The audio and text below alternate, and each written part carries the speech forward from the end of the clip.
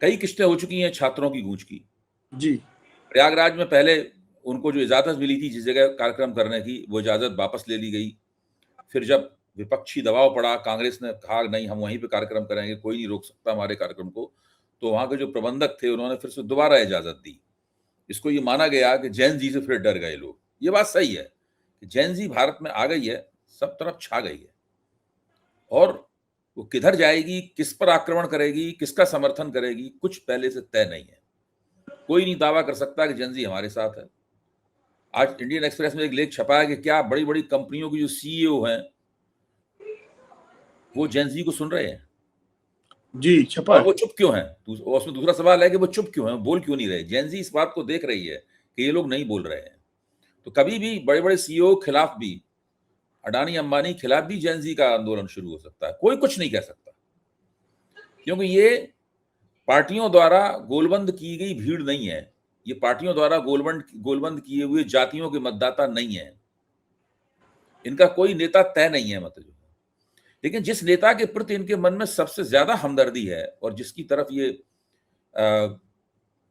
खुलकर या संकोच के साथ आशा भरी निगाहों से देख रहे हैं, उस आदमी का नाम है राहुल गांधी। और राहुल गांधी कोई खास ऐसी योजना, मतलब देखने से लगता नहीं कि बहुत बड़ी किसी प्लानिंग पे काम कर रहे हैं, लेकिन ध्यान से देखने पे लगता है कि उनके पास एक योजना है जिसकी तरफ वो सुनिश्चित तरीके से आगे बढ़ रहे हैं।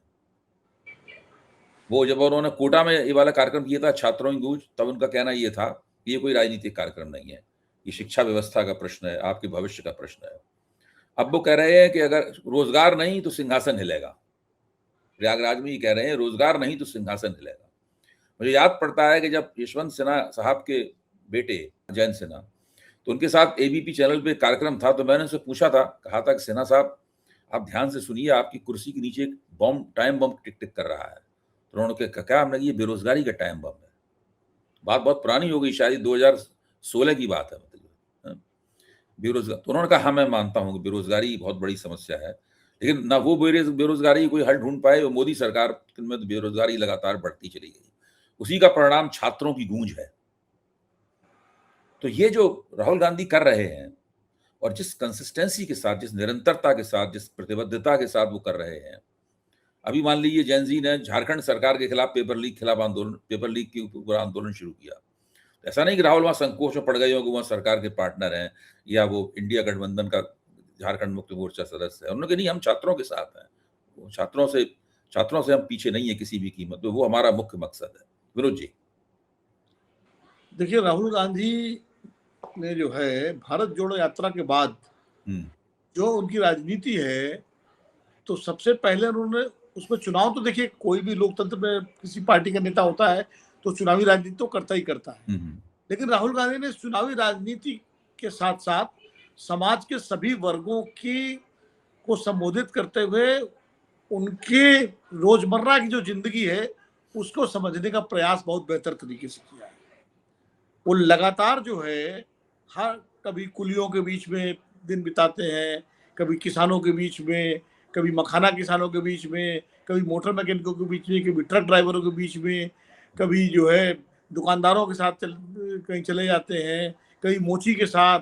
तो जो तमाम समाज के वर्ग हैं, मेहनतकश वर्ग हैं, जो इस अर्थव्यवस्था में सब अपना योगदान दे रहे हैं, जो मेहनत करे कमा खा रहे हैं, उनके बीच वो समय बिता के उनकी समस्याओं को समझ रहे हैं। अभी ऑटो वालों के साथ वो बैठ गए थे एक दिन, उनके साथ पूरा उन्होंने समझा।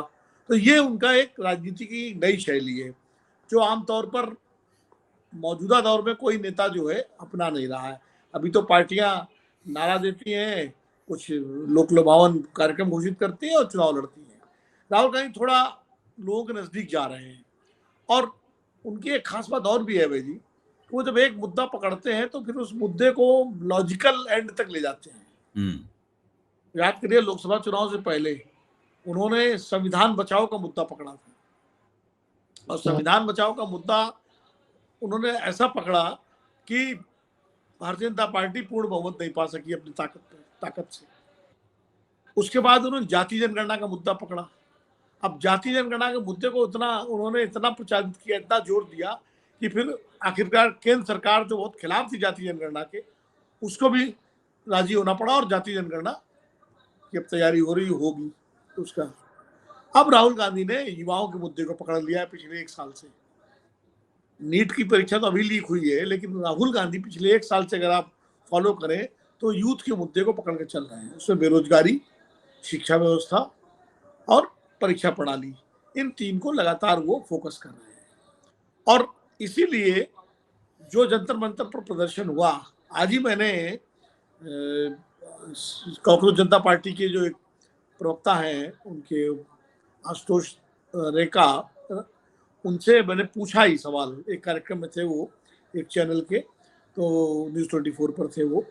तो हम 4-5 पत्रकार उनसे बात कर रहे थे। तो मैंने उनसे पूछा कि जो जंतर मंतर पर जो भीड़ आई थी छात्रों की, युवाओं की अचानक, क्योंकि आपकी पार्टी तो 1-1.5 महीने पुरानी पार्टी थी और फिर भी लोग जुट गए, तो क्या इसके पीछे जो राहुल गांधी की मुहिम थी रही है, जो कांग्रेस पार्टी की जो मुहिम लगातार यूथ कांग्रेस रही है, उसने जो युवाओं के बीच में आक्रोश पैदा किया है, उसका भी योगदान था। तो उन्होंने बड़ी साफगोई से माना इस बात को। उन्होंने कहा देखिए, ये कोई श्रेय लेने की बात नहीं है, लेकिन कांग्रेस पार्टी ने जो प्रदर्शन किए, उनके युवा संगठनों ने, राहुल जी ने जो घूम घूम के जो देश में इस मुद्दे को गर्म किया, तो उसका भी असर था। उसकी वजह से भी हमारे प्रदर्शन में यूथ आए और बाकी हम लोगों का जो प्रयास था वो तो था ही। तो उन्होंने साफगोई से मांगा, उन्होंने कहा कि ये श्रेय न हम लेंगे न उनको लेना चाहिए कि ये धर्मेंद्र प्रधान का इस्तीफा किसके उस पर हुआ, हम सबके संयुक्त प्रयासों से हुआ। तो बड़ी अच्छी बात है।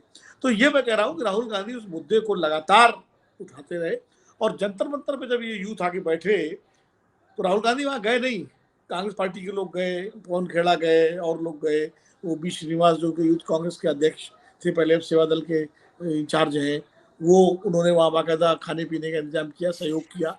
लेकिन राहुल खुद नहीं गए। राहुल ने एक समानांतर उन्होंने सदन के अंदर दबाव बनाया। और आज अगर किसी भी युवा आंदोलनकारी से पूछे तो वो कहेगा कि हाँ, हमारी बात बड़ी ताकत के साथ अगर विपक्ष में किसी ने उठाई है सबसे ज्यादा तो राहुल गांधी ने उठाई।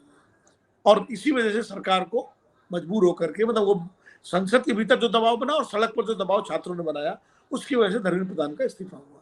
तो इस योगदान को, जो विपक्ष का योगदान है, जो राहुल गांधी प्रधानमंत्री निवास पर जाके बैठे, उसके बाद संसद में उन्होंने लगातार संसद नहीं चलने दी और एक मुद्दे को गर्म किया, तो धर्मेंद्र प्रधान का इस्तीफा हुआ। और अब ये मुद्दा जो है जैन जी का, इसने एक बड़ा काम कर दिया।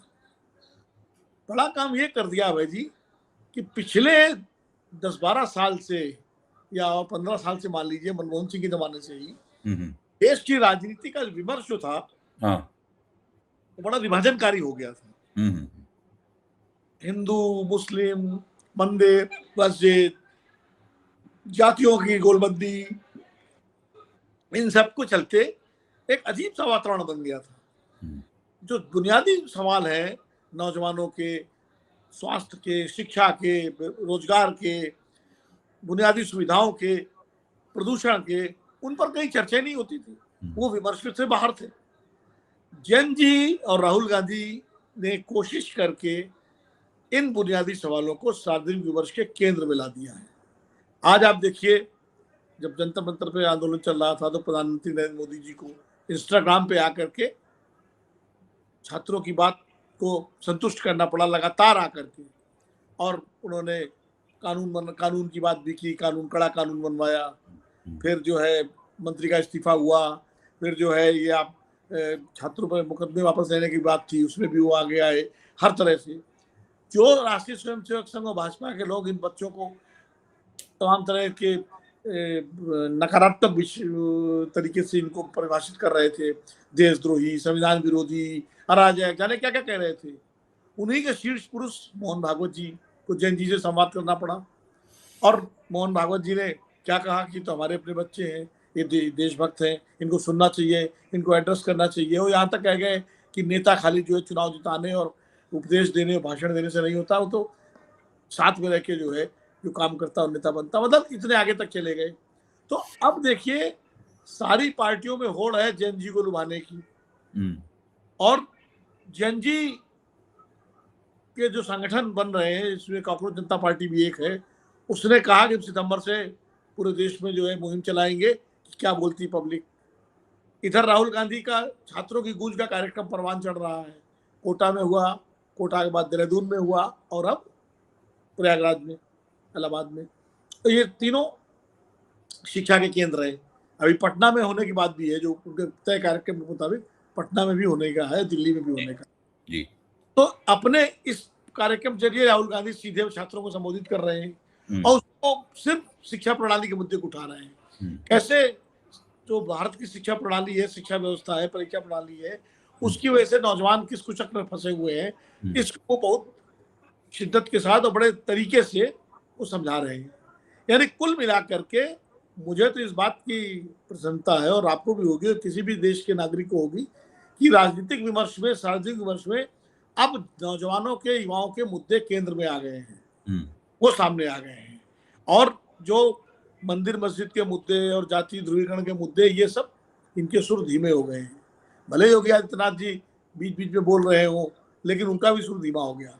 तो जैन जी की ये योगदान है, ये उनका कंट्रीब्यूशन है, और उसमें राहुल गांधी का भी योगदान है कि ये जो मुद्दे जनता के बुनियादी मुद्दे हैं, अब उन पर बातचीत शुरू हो गई। सरकार भी उन पर बात करने के लिए विवश है, राजनीतिक दल भी उन पर बात कर रहे हैं, और मुझे लगता है ये सिलसिला आगे भी चलेगा। कोई भी लोकतंत्र में किसी पार्टी का नेता होता है तो चुनावी राजनीति तो करता ही करता है, लेकिन राहुल गांधी ने चुनावी राजनीति के साथ साथ समाज के सभी वर्गों को संबोधित करते हुए उनके रोजमर्रा की जो जिंदगी है उसको समझने का प्रयास बहुत बेहतर तरीके से किया है।